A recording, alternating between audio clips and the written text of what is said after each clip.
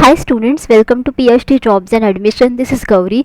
सो इस वीडियो में मैं आप सभी को तेजपुर यूनिवर्सिटी यहाँ पे जो TUEE एग्ज़ाम होने वाली है फॉर द ईयर 2023, इसमें जो रिसर्च मेथोडोलॉजी का सिलेबस है वो मैं आप सभी को सिखाने जा रही हूँ। सो इन टुडेज सेशन मैं आप सभी को नॉन प्रोबेबिलिटी सैम्पलिंग टेक्निक सिखाऊंगी by using MCQs।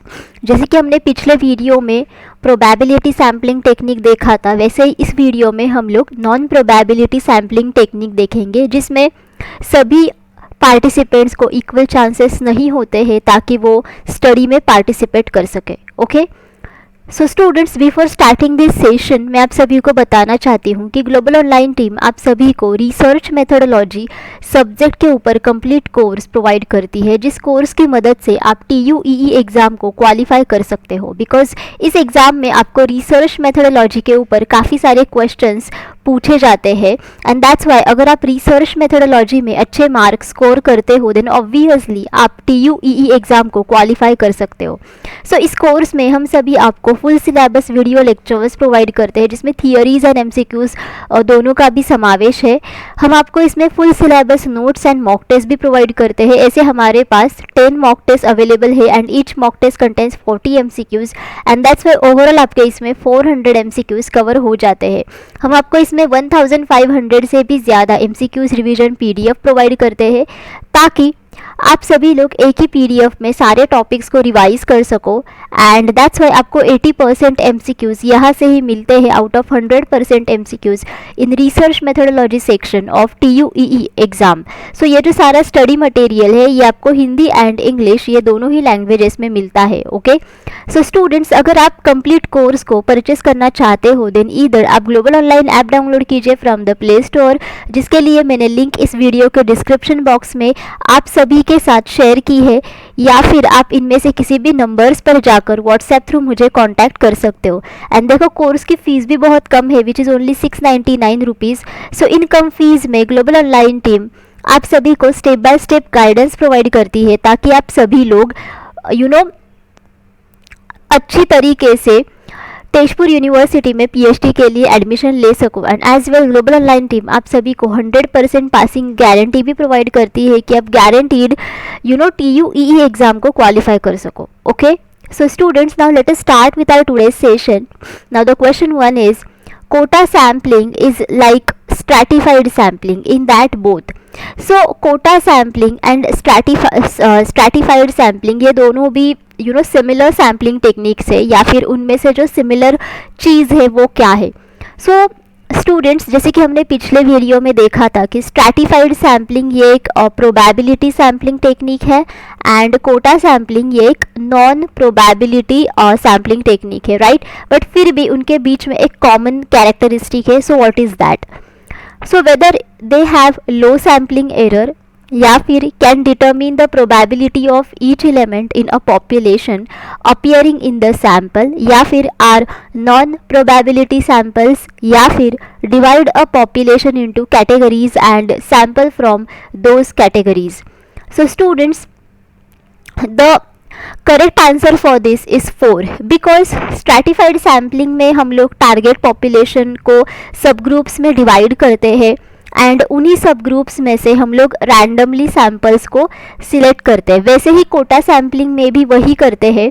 Basically based upon the certain characteristics हम लोग अकॉर्डिंग टू सेक्स, जेंडर, हम लोग पूरे टारगेट पॉपुलेशन में से सैम्पल्स को डिवाइड करते हैं, उनको सिलेक्ट करते हैं between the sub groups, and हम लोग कन्वीनियंटली उन्हीं सब ग्रुप्स में से सैम्पल्स को चूज करते हैं। That's why this is non probability, because यहाँ पे रिसर्चर अपने कन्वीनियंस के मुताबिक उन्हीं सैम्पल्स को सिलेक्ट करता है।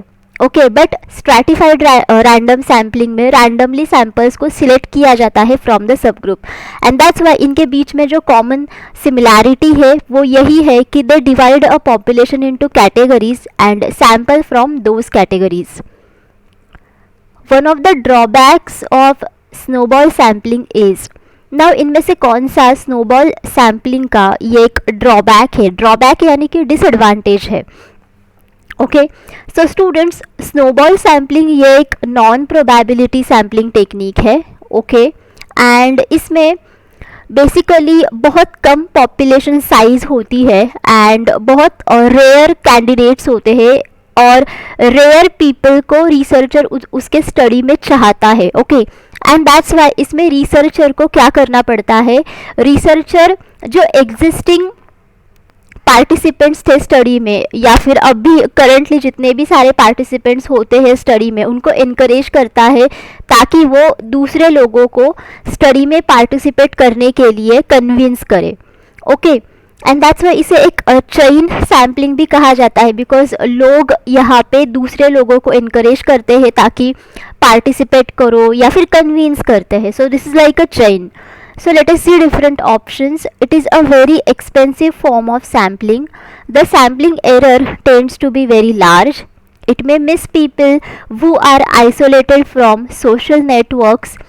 It leads to bias if the elements are listed in the sampling frame in a cyclical fashion.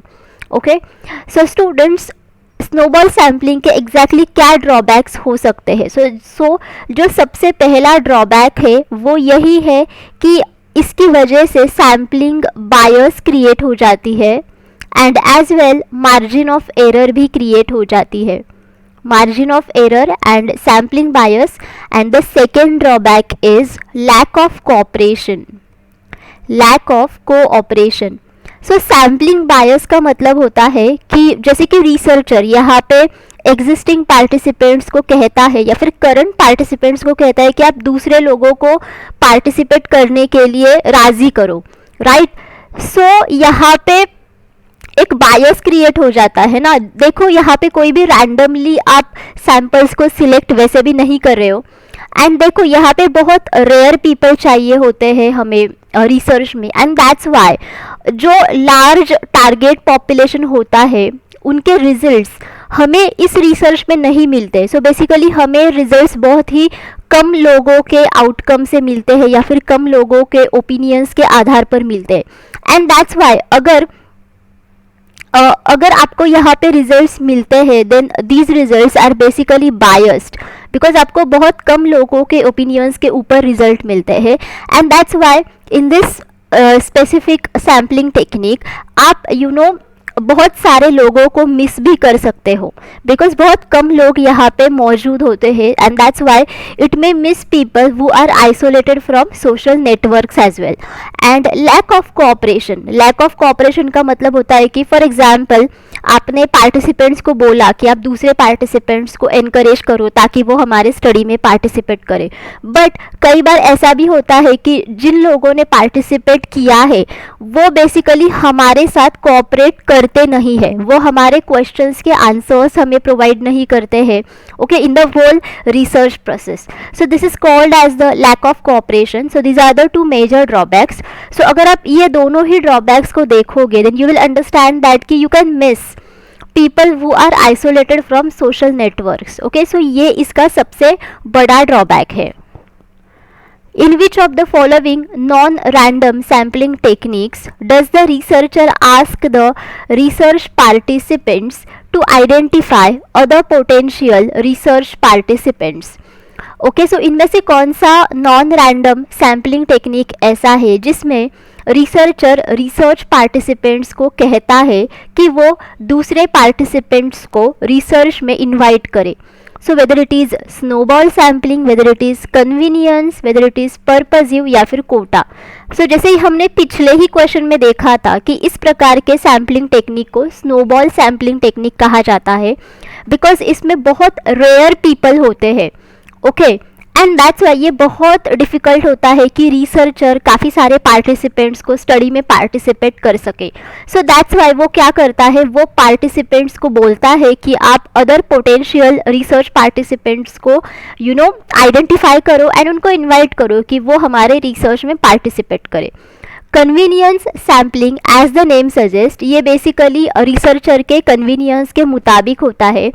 सो जितने भी सारे क्लोजर हैंड पिक्ड कैंडिडेट्स होते हैं उनको रिसर्चर पार्टिसिपेट कर लेता है स्टडी में। जैसे कि देखो, अगर रिसर्चर को कॉलेज में जाके स्टडी करना है, for example on a Tuesday, then Tuesday के दिन कॉलेज में जितने भी सारे कैंडिडेट्स हैं वो उन्हीं को रिसर्च में पार्टिसिपेट कर लेता है। ऐसा नहीं है कि वो उसको एक स्पेसिफिक पार्टिसिपेंट ही चाहिए एंड उसके लिए वो बहुत ज़्यादा काम करता है, हार्डवर्क करता है ताकि वो उसको पार्टिसिपेट कर ले रिसर्च में। ऐसा कुछ भी नहीं होता है। All of the things are based upon the convenience of the researcher itself. Now purposive sampling.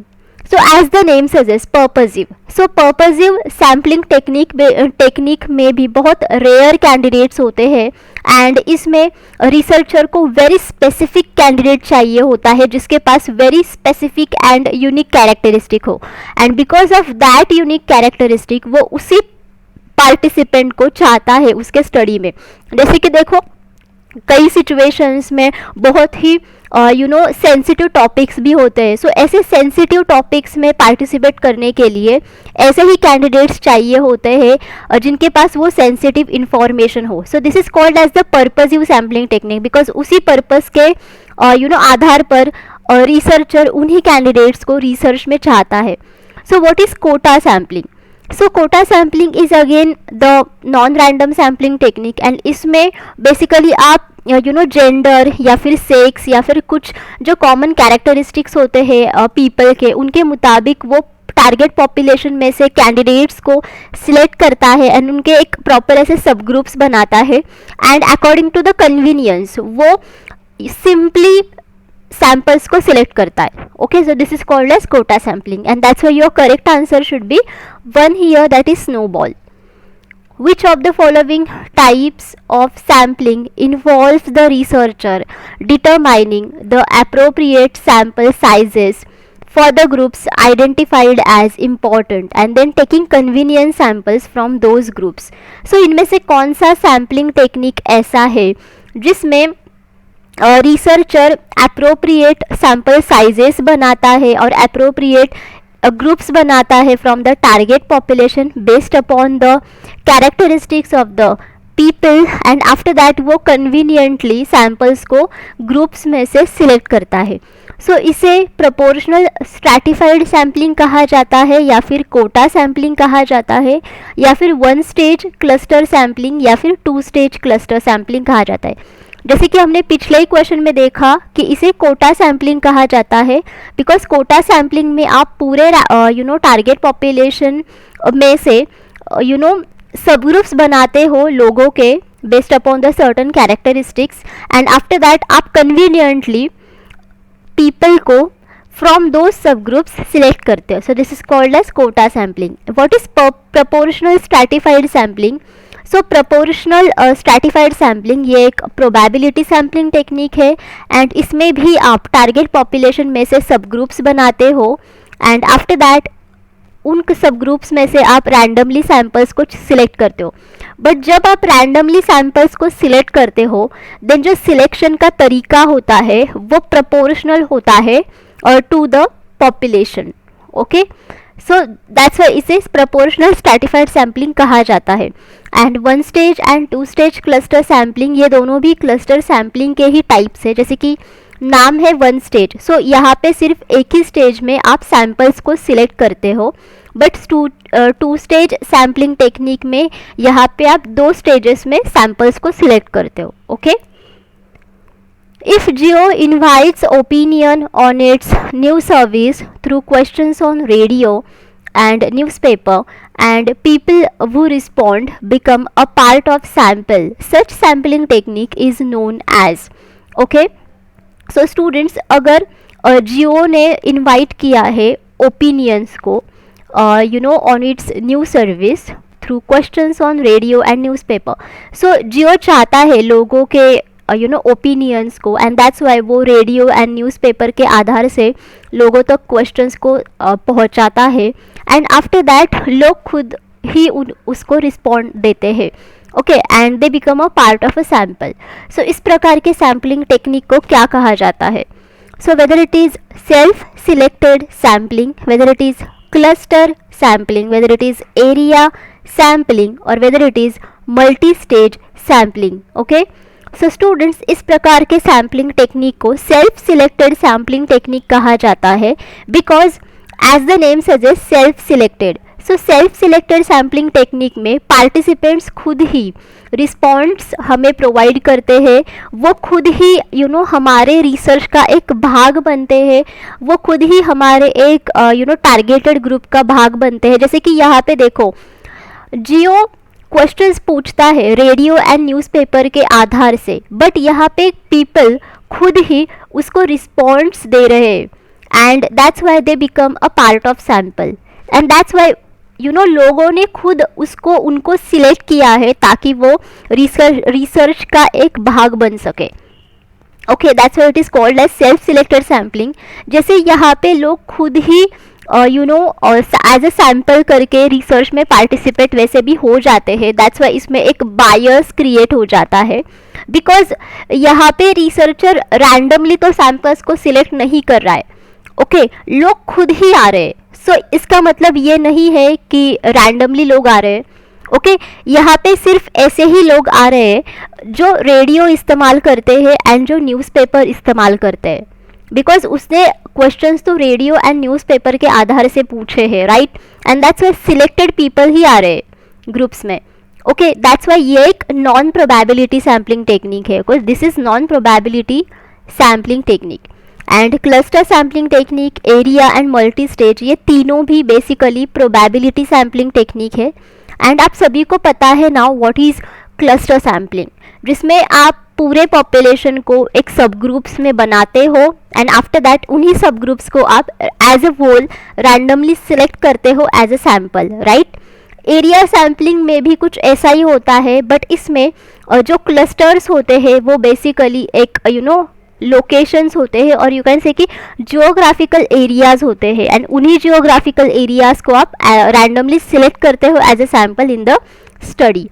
Multi stage sampling में आप कई स्टेजेस का इस्तेमाल करके सैम्पल्स को सिलेक्ट करते हो, जैसे कि आपने देखा कि 2 स्टेज सैम्पलिंग टेक्निक, वैसे ही।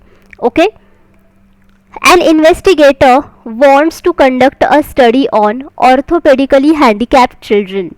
The type of sampling to be used would be, now researcher चाहता है कि वो ऑर्थोपेडिकली हैंडीकैप्ड चिल्ड्रन का स्टडी कर सके। सो इसके लिए वो किस प्रकार के सैम्पलिंग टेक्निक का इस्तेमाल करेगा।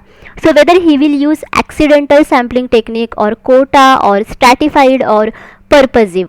ओके, सो स्टूडेंट्स, ऐसे सिचुएशन में इन्वेस्टिगेटर पर्पजिव सैम्पलिंग टेक्निक का इस्तेमाल करेगा, बिकॉज यहाँ पे उसको पर्पजिवली वही चिल्ड्रंस चाहिए जो ऑर्थोपेडिकली हैंडीकैप्ड है, उसको और कोई भी पार्टिसिपेंट उसके स्टडी में नहीं चाहिए। एंड दैट्स वाई जो चिल्ड्रन ऑर्थोपेडिकली हैंडीकैप्ड है वही उसको चाहिए। So this is called as purposive sampling. So this is not actually random, so this comes under non-probability sampling technique, and that's why इस सिचुएशन में अगर इन्वेस्टिगेटर किसी भी प्रकार के सैम्पलिंग टेक्निक का इस्तेमाल करेगा, then it would be the purposive sampling technique which is non probability. Okay, accidental sampling technique, basically this is similar to convenience sampling technique. अगर एक्सीडेंटली रिसर्चर किसी पार्टिसिपेंट के साथ मिलता है, देन वो उसको उसके रिसर्च में ले लेता है बिकॉज वो उसके लिए कन्वीनियंट है. ओके, कोटा सैम्पलिंग में आप सभी को समझा चुकी ही what is that. Stratified sampling, all of you know that, and that's why your correct answer over here should be 4. An investigator wants to conduct a study on politically active student leaders in educational institutions. Which of the following methods of sampling would be most appropriate? Now यहाँ पे investigator study करना चाहता है, वो भी किनके ऊपर, educational institutions में जो politically active student leaders है उनके ऊपर.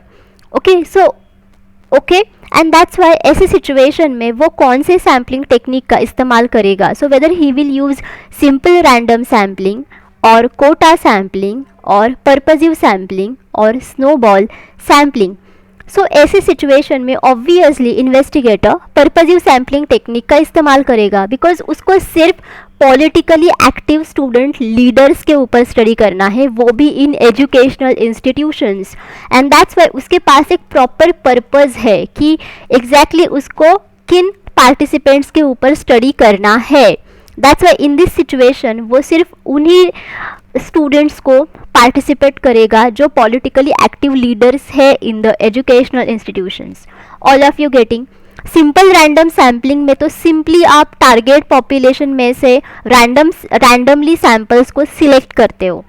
ओके, कोटा सैम्पलिंग में तो आप सब ग्रुप्स बनाते हो according to the characteristics and after that आप conveniently from that sub groups samples को सिलेक्ट करते हो। स्नोबॉल सैम्पलिंग में तो बहुत रेयर केसेस होते हैं, ओके, जिसमें आप बेसिकली बोलते हो आपके पार्टिसिपेंट्स को कि आप दूसरे पार्टिसिपेंट्स को स्टडी में इनवाइट करो, उनको स्टडी में भाग लेने के लिए इनकरेज करो।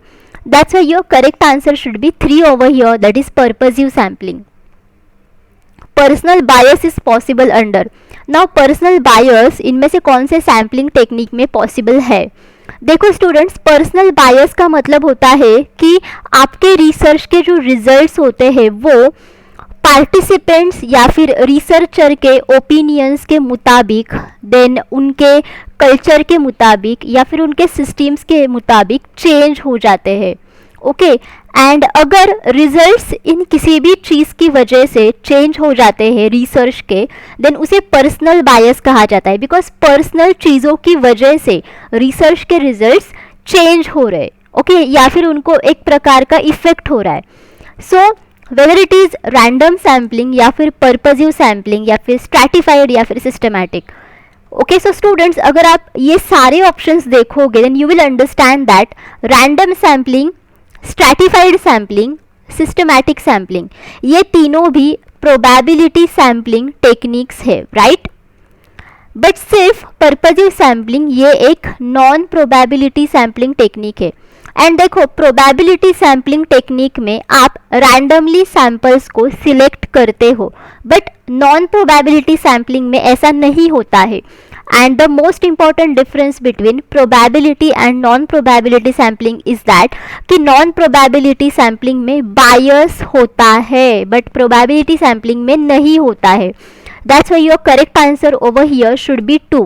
And one more thing is that purposive sampling में जैसे कि देखो, रिसर्चर उन्हीं पार्टिसिपेंट्स को सिलेक्ट करता है, ओके, और जिनके पास उसका काम है या फिर जिनके पास वो यूनिक कैरेक्टरिस्टिक है जो रिसर्चर को स्पेसिफिकली चाहिए, एंड रिसर्चर के पास एक प्रॉपर पर्पस होता है, and because of that purpose only वो उन्हीं कैंडिडेट्स को सिलेक्ट करता है। एंड दैट्स वाई यहाँ पे रिसर्चर का एक पर्सनल बायस होता है, okay, and that's Y researcher अपने ओपिनियंस के मुताबिक रिसर्च के रिजल्ट्स को चेंज भी कर सकता है। All of you getting? And that's why your correct answer should be 2 over here. In quantitative research paradigm, which of the following sampling methods are given preference? Now, अगर आप quantitative research paradigm के साथ अगर research करोगे then इनमें से कौन से sampling methods को आप preference दोगे? So whether it is simple random sampling or stratified sampling or quota sampling or snowball sampling or systematic sampling. So students, quantitative research paradigm का मतलब है कि quantitative research approach, यानी कि आप क्वांटिटेटिव रिसर्च मेथड्स के आधार पर रिसर्च कर रहे हो।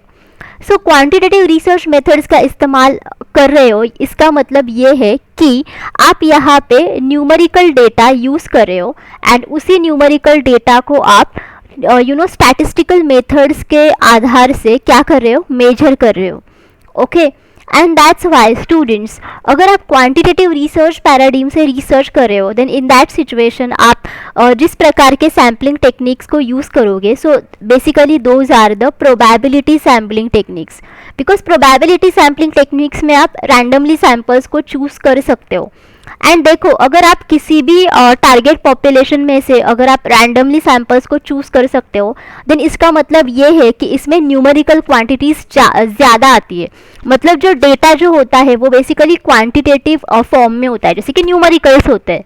बट अगर आप क्वालिटेटिव रिसर्च पैराडिम की बात करोगे देन उसमें जो डेटा होता है वो basically word and picture format में होता है, and that's why you can't pick them based upon the numericals, and that's why in that situation आपको नॉन प्रोबेबिलिटी सैम्पलिंग टेक्निक की सख्त ज़रूरत पड़ती है, बिकॉज उसमें रिसर्चर उन्हीं स्पेसिफिक कैंडिडेट्स को चाहता है, एंड दैट्स वाई पर्पजिवली वो उन्हीं कैंडिडेट्स को सिलेक्ट करता है. ओके उसमें कोई भी रैंडमनेस नहीं होता है. Okay all of you getting, and that's why in this question देखो simple random sampling, stratified sampling and systematic sampling, ये तीनों भी प्रोबेबिलिटी सैम्पलिंग टेक्निक्स है, and that's why your answer should be 2 because A, B, E are your correct answers. Because ये sampling methods आप quantitative research paradigm में use करोगे, but अगर quota sampling and snowball sampling है then ये दोनों भी नॉन प्रोबेबिलिटी सैम्पलिंग टेक्निक्स है. सो बेसिकली इनको आप क्वालिटेटिव रिसर्च पैराडिम में यूज़ करोगे. Okay that's why your correct answer should be 2. Question 10 is what is also known as representative sample. So इनमें से कौन सा representative sample है? So whether it is non probability sampling या फिर probability sampling या फिर कोटा या फिर snowball. So students representative sample का मतलब होता है कि वो target population का पूरा representative है. सो इसका मतलब है कि उसमें वो सारे कैरेक्टरिस्टिक्स है जो टारगेट पॉपुलेशन में होते हैं. Okay and that's why non probability sampling technique से जो सैंपल आप सिलेक्ट करते हो उसे रिप्रेजेंटेटिव सैंपल कहा जाता है. बिकॉज नॉन प्रोबेबिलिटी सैम्पलिंग में रिसर्चर उन्हीं सैंपल्स को सिलेक्ट करता है जिनके पास वो सारे कैरेक्टरिस्टिक्स है जो एक टारगेट पॉपुलेशन में होने चाहिए. And most important thing is over here is biasness यहाँ पे होती है. बायसनेस का मतलब होता है कि वो जानबूझ के वही कैंडिडेट्स को सिलेक्ट करता है. यहाँ पे कोई भी रैंडमनेस नहीं होता है जैसे कि प्रोबेबिलिटी सैम्पलिंग में है. देखो प्रोबेबिलिटी सैम्पलिंग में आपके पास टारगेट पॉपुलेशन होता है and from that target population आप रैंडमली सैंपल्स को सिलेक्ट करते हो.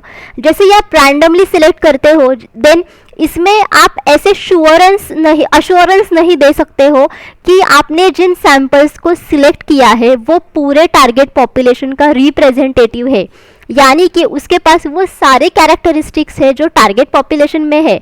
इसके लिए आप कोई भी अश्योरेंस नहीं दे सकते हो बिकॉज आपने रैंडमली सैंपल्स को सिलेक्ट किया है. बट नॉन प्रोबेबिलिटी सैम्पलिंग में ऐसा नहीं होता है. You know basically what are the characteristics in the sample and as well in the population, and that's why population में जितने भी सारे characteristics होते हैं वही आपके samples में भी होते हैं, and that's why आपका जो sample होता है वो पूरी तरीके से एक representative sample होता है of the whole target population. And देखो quota sampling and snowball sampling ये दोनों भी नॉन प्रोबेबिलिटी सैम्पलिंग के मेथड्स है. दैट्स वाई ये तो दो आंसर्स नहीं आएंगे बिकॉज ये इसमें इसी का एक भाग है. Okay and that's why your correct answer should B 1. So students thank you for watching this session. I hope all of you understood जितना भी मैंने इस वीडियो में आप सभी के साथ डिस्कस किया है. बट स्टिल अगर आपको कोई भी डाउट्स है you can ask me in the comment box.